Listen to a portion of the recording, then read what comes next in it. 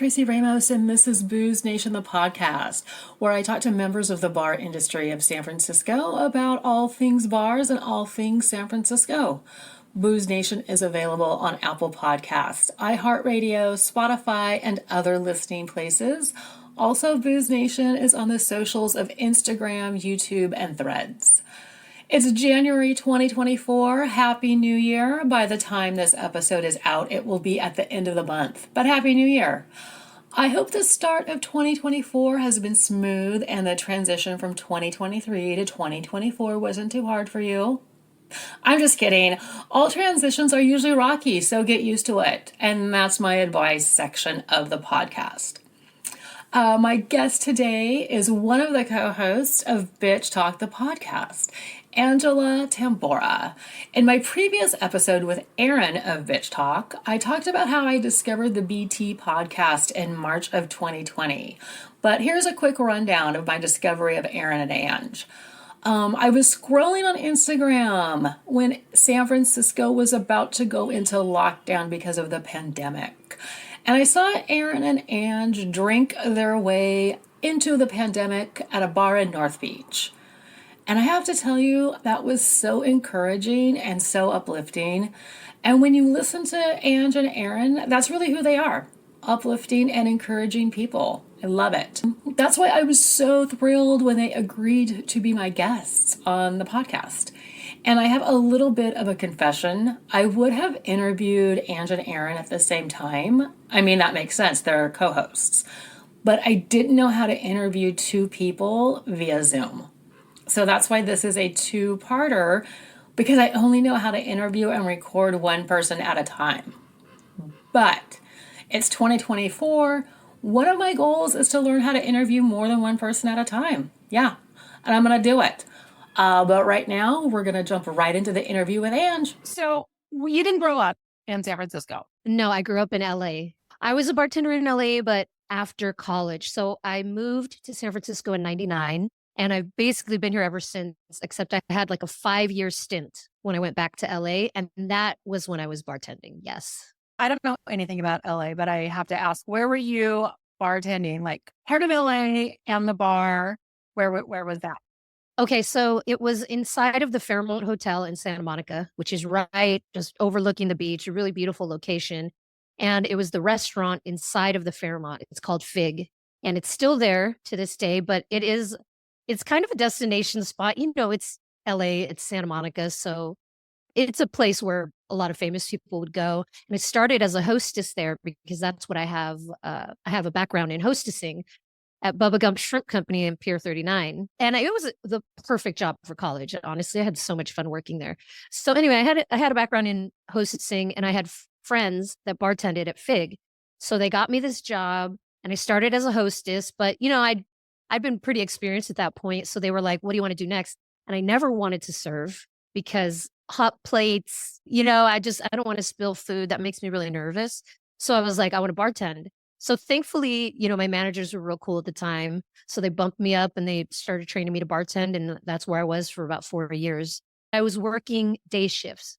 So morning and lunch, and also Sunday brunch shifts. So that was my bar. Ah, that's a nice shift. Those are the lunch shifts at a good bar are great. It was a unique situation because during the week it was all travelers or business people. So I would talk to folks from all over the world or all over the country. So that was really fun for me because I love traveling too. But then on the weekends, that's when my regulars would come in. So like Sunday brunch, which is a headache. Anybody that works in restaurant industry or bars, Sunday brunch is a fucking headache. But for me, it was my most fun shift because all my regulars came in and I was working alongside one of my best friends to this day.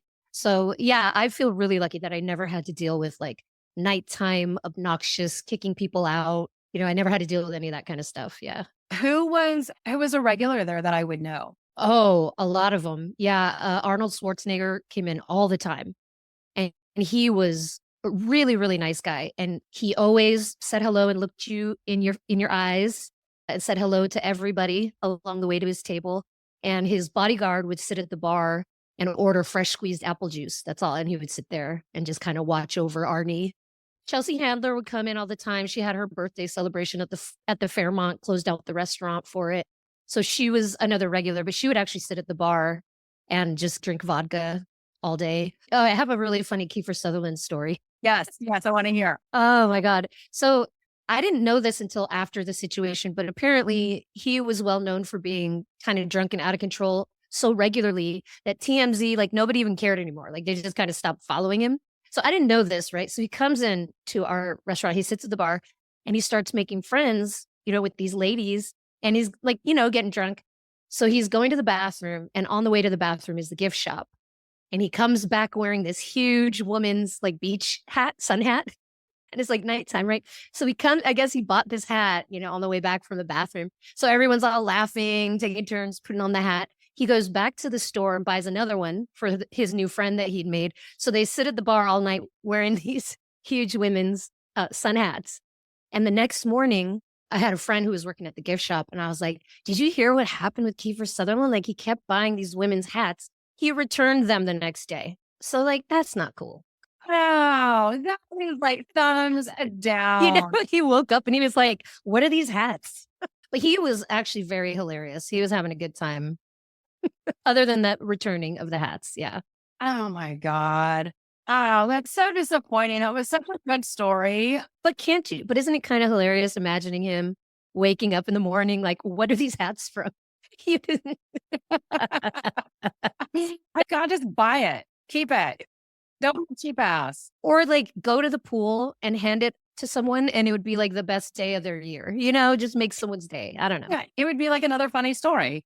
Like, I got a beach hat from Kiefer Sutherland. Mm-hmm. Oh my God. So you were there for about 4 years, 5 years? Yes. Mm-hmm.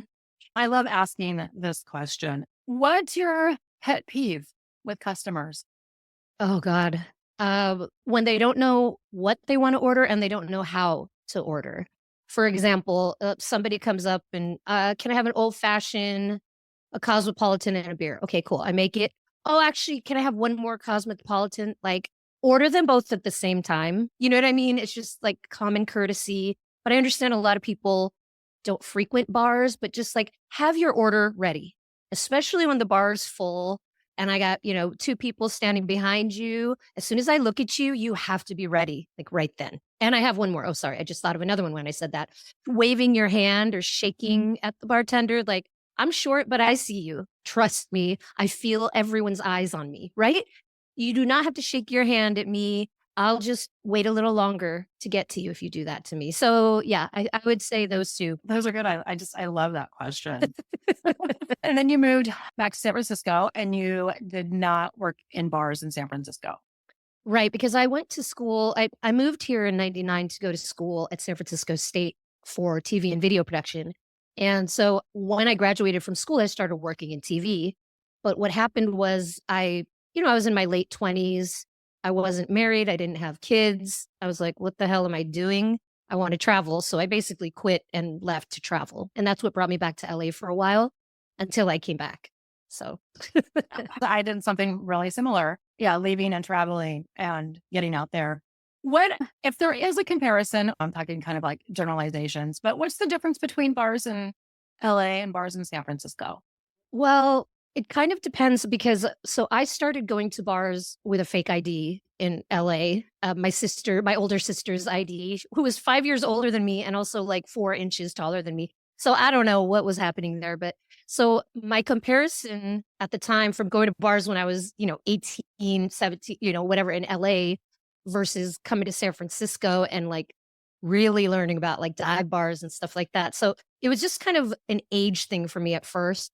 But over the years, what I've found is that in San Francisco, it's just a lot easier to start talking to people, in my experience, and sort of befriending people at the bar.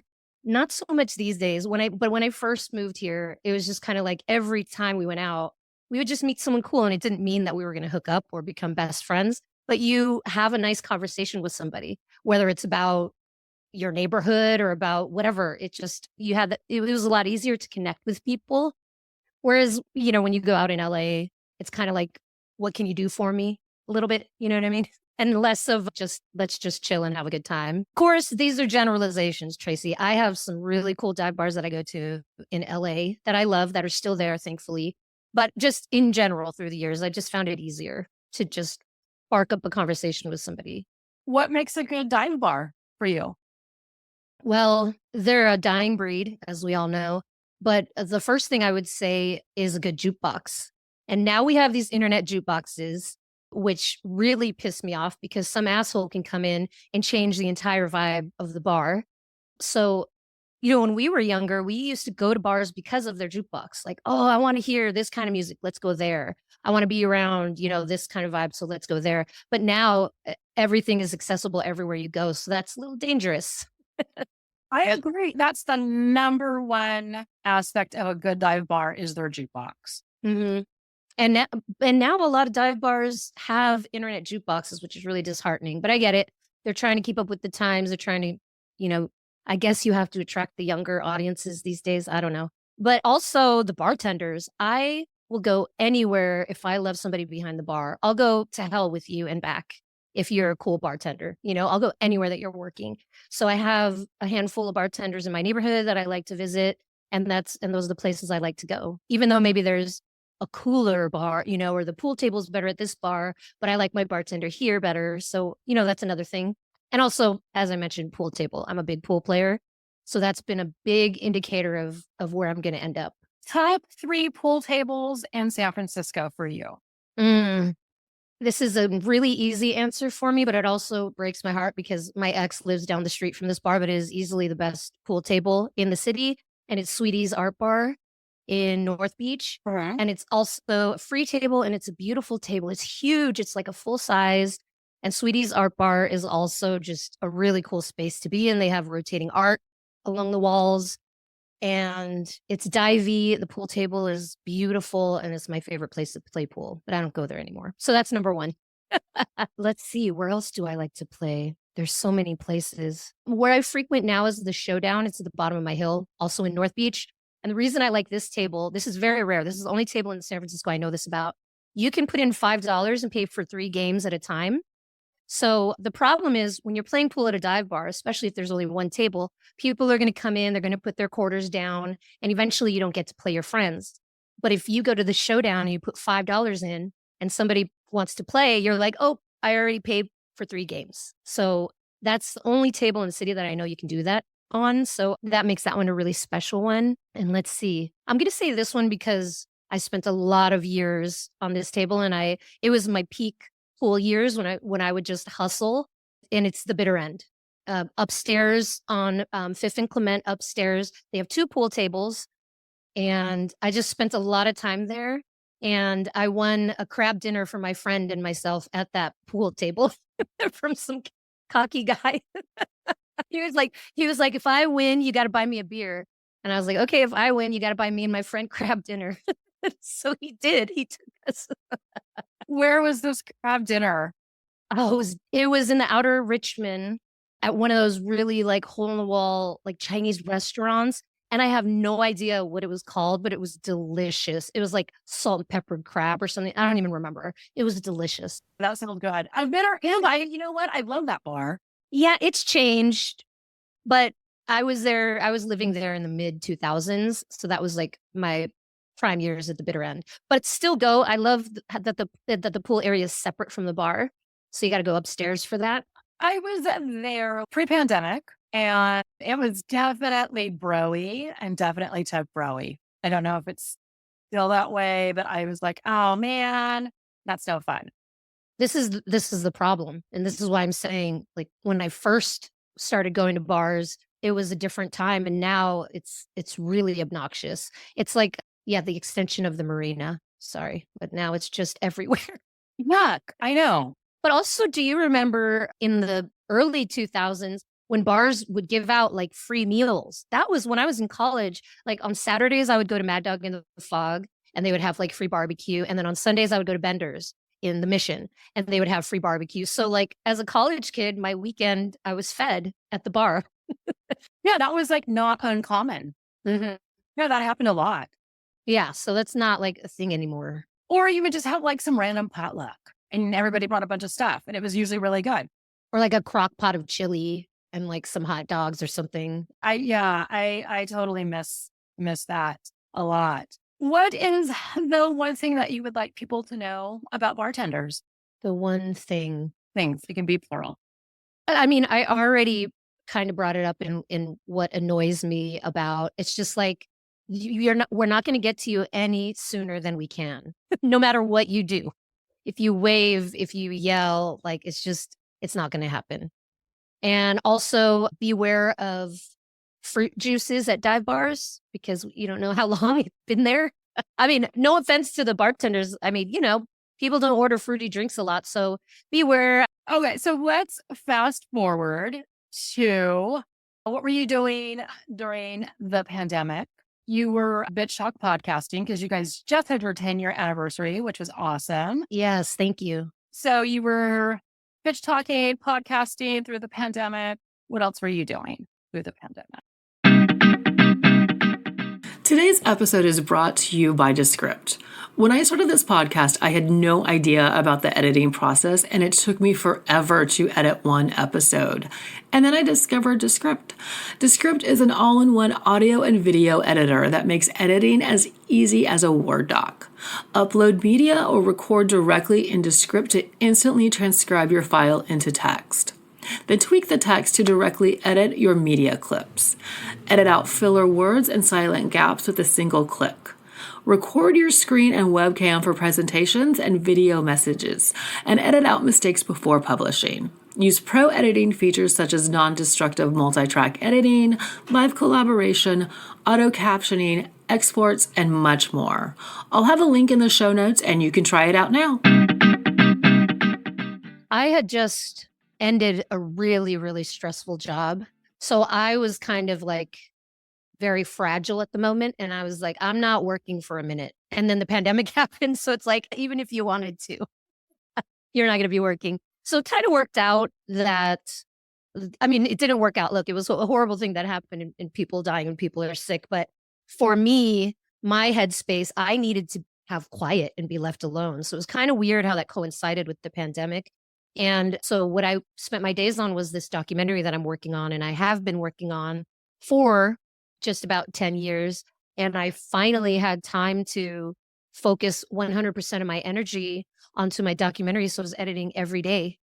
And it was really very cathartic. And my producing partner, Erin, who's also co-host of Bitch Talk, I would go to her house once a week, show her my cut. She'd give me notes, and then I'd edit again for the rest of the week.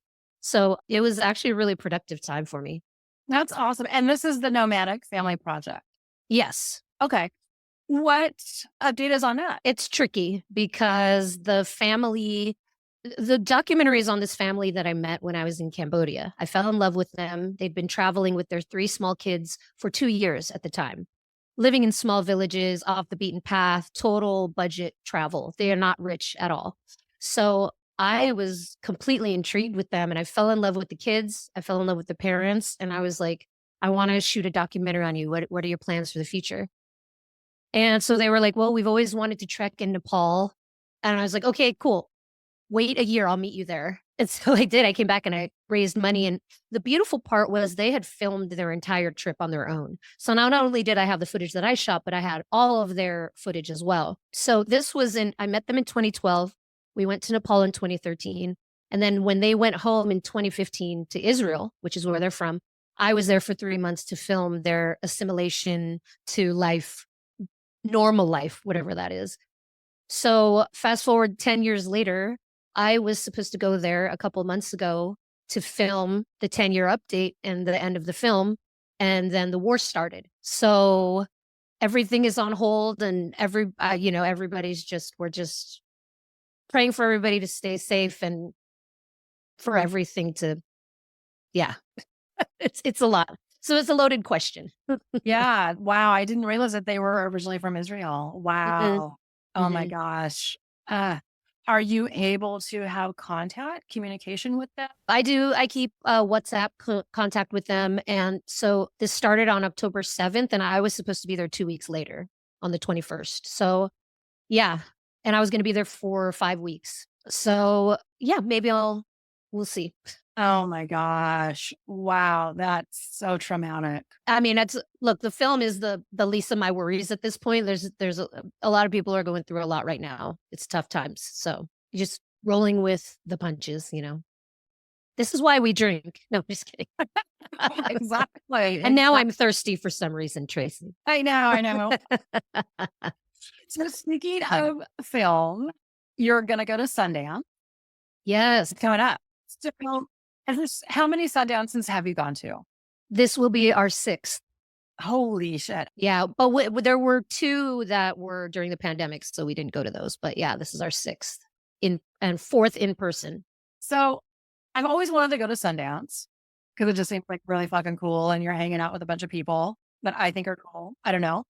Is that a good assessment, a romanticized assessment, or just completely off? I think it's somewhere in the middle because we work our asses off. But I believe in work-life balance. So I also party my ass off. I'm not gonna lie. So, you know, on our busiest year, we did 69 interviews in 4 days. And that's not including like red carpets or I mean, press lines, you know, whatever. But we've scaled down a lot since then. But I love a free party. I love free food. I love free drinks and I love swag. So I am just taking everything I can. Like this one year, I took so many free bags of chocolate covered blueberries that I had them to last for the rest of the year. I think I ate my last bag in like November and I was like, yes, just in time for Sundance in January to get more candy. No, it's ridiculous. Really cool swag. The parties, HBO always has a good party. Planned Parenthood is our favorite party to go to every year. And also just the Latinx house, the CAM, like the Asian American house, like all these different houses that sponsor these events and these talks. It's really cool.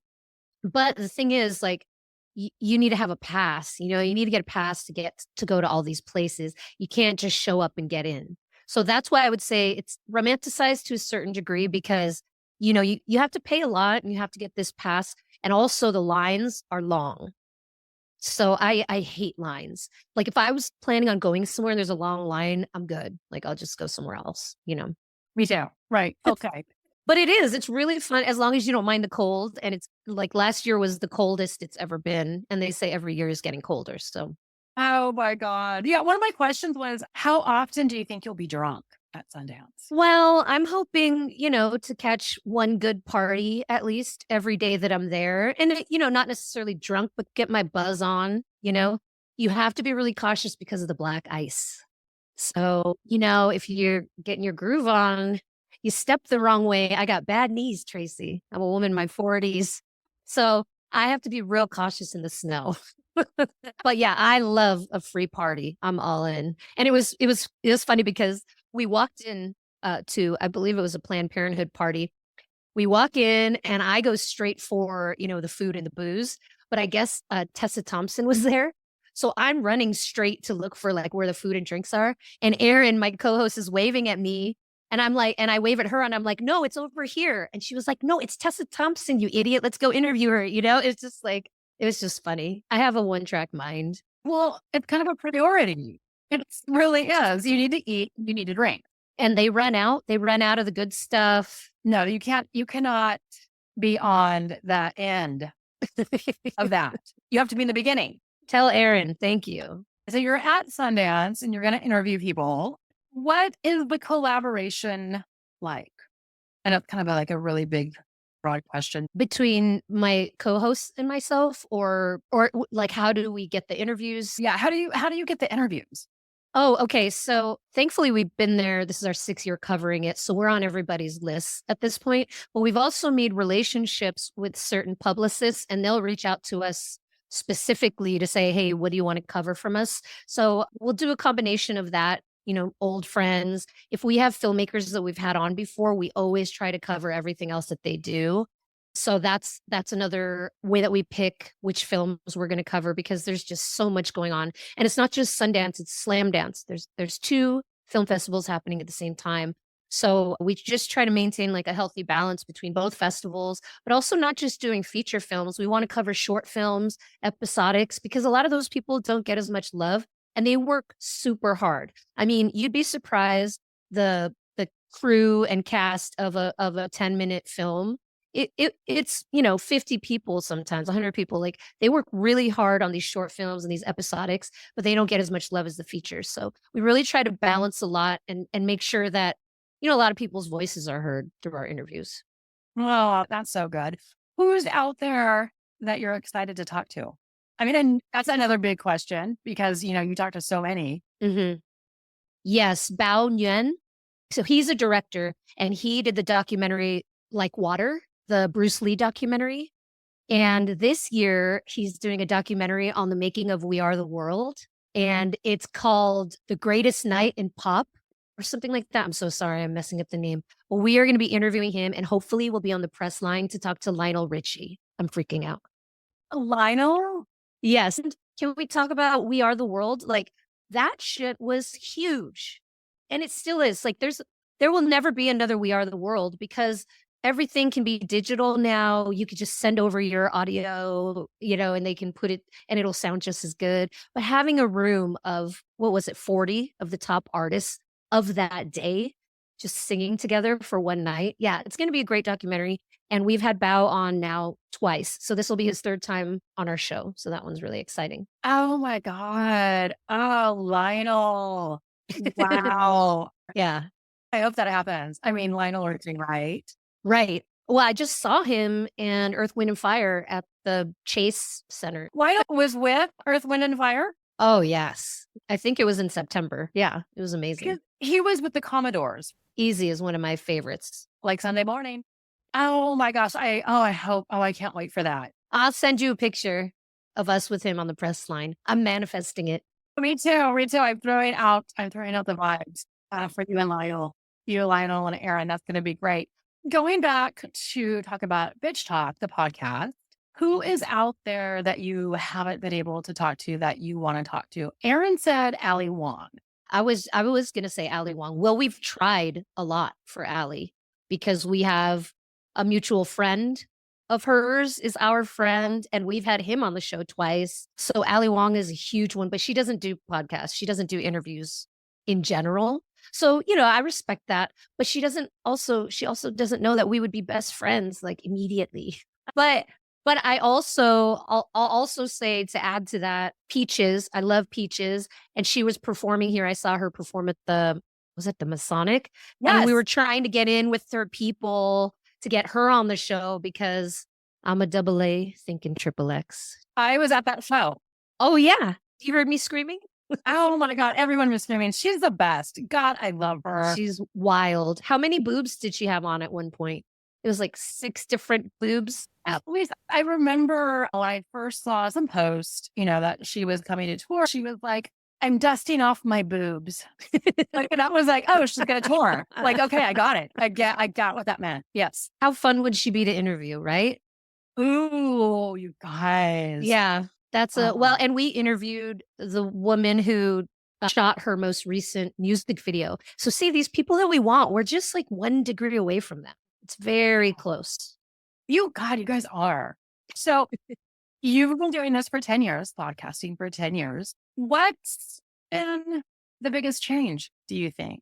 Well, people actually know what they are now.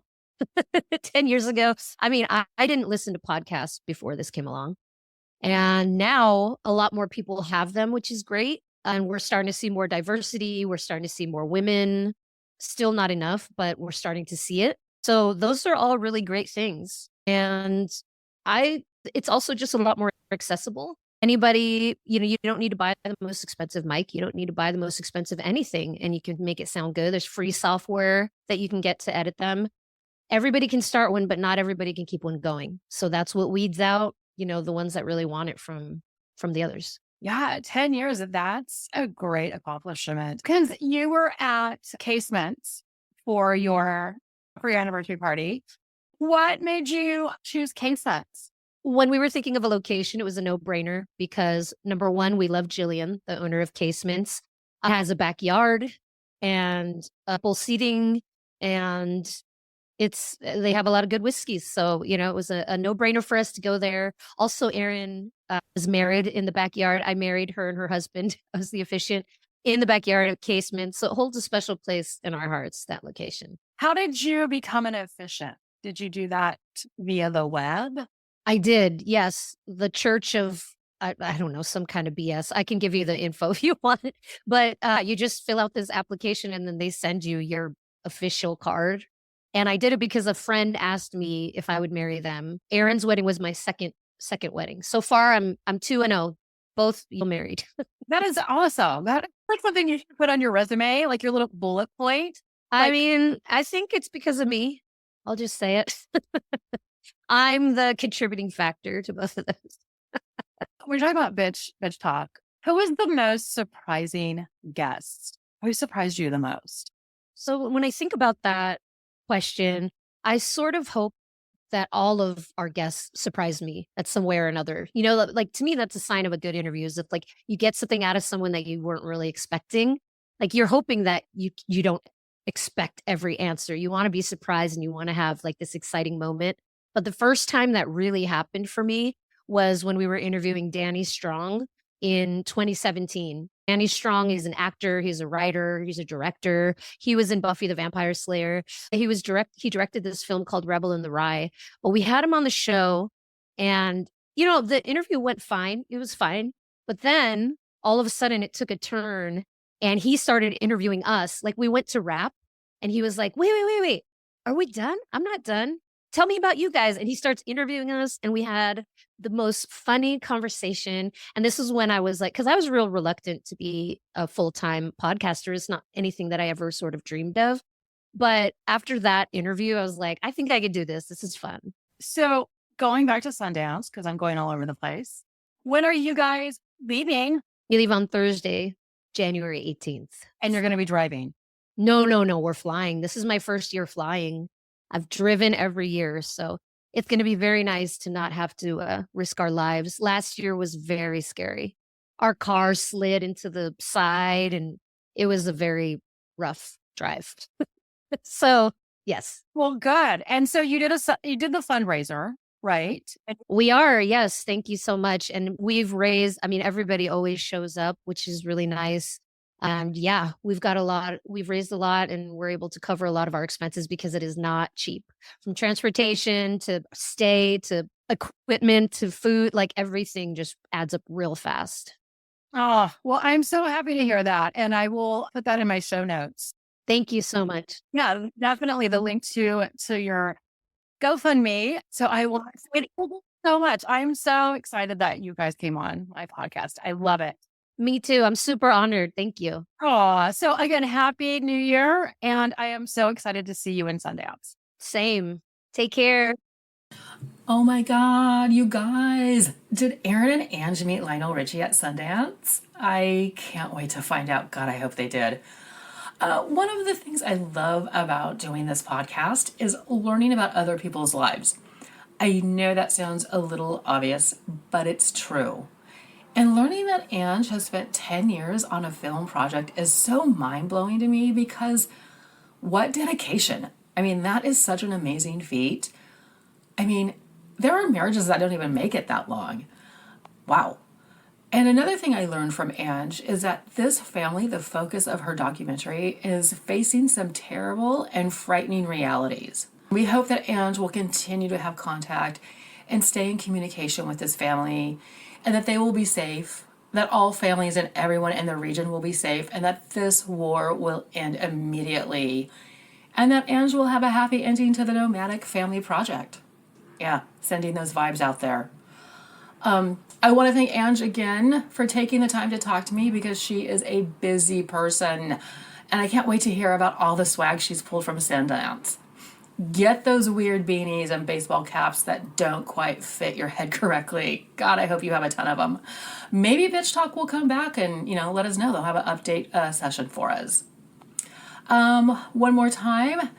This is kind of late, but Happy New Year. Please rate and review Booze Nation, the podcast on Apple and Spotify. It really does help with the algorithms. And please remember, tip your bartenders. Thanks.